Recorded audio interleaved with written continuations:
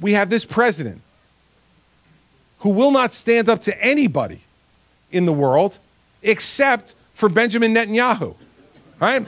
Right? The only person that this president is willing to stand up to and bark at in public is the head of the government of our greatest ally in the Middle East.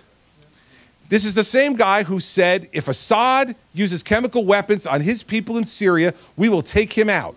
Now, you can agree or disagree with that policy, but once the American president says it, the American president better do it. And Assad gassed his people, and the president said, never mind. And who wound up filling that hole in Syria? Two sets of people, Vladimir Putin and ISIS. And now ISIS operates out of a large chunk of Syria, and Vladimir Putin is having his fun in the Middle East and now has a foothold.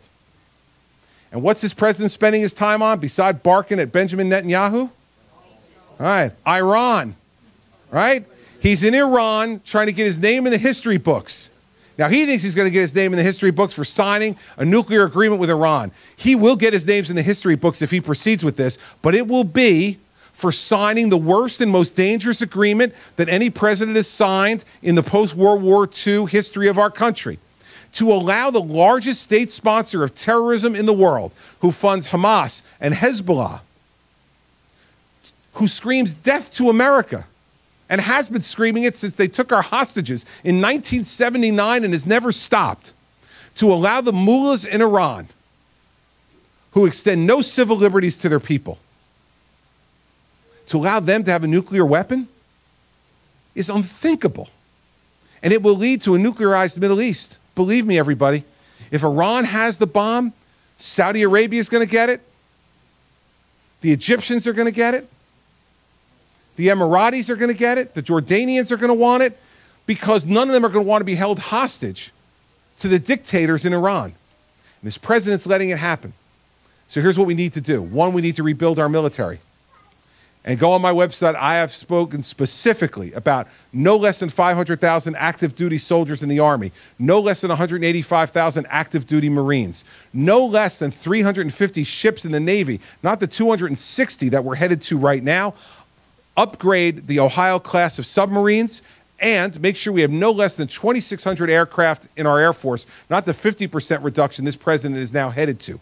If I know those numbers, so does Vladimir Putin, and so do the mullahs in Iran. And you don't think that's why they're acting out? You're not living in the real world, with all due respect. They're acting out because America is showing weakness. When America shows strength, we don't get into war. When America shows strength, we avoid war, because people know not to trifle with the United States of America. Second, we need to go to our allies around the world and say, listen, there's a change in ownership here. And this next president has to go to our key allies in the Middle East and in Western Europe and in South and Central America and in Asia and say to them, listen, there's a new guy in town. And when I say something, I mean it. When I say I'm going to do something, I will do it. And when I say I won't, I won't. So let's sit down and talk. Let's figure out what our agenda is. And then America will help to lead that agenda around the world so that none of our allies think that we'll abandon them when the polls go down.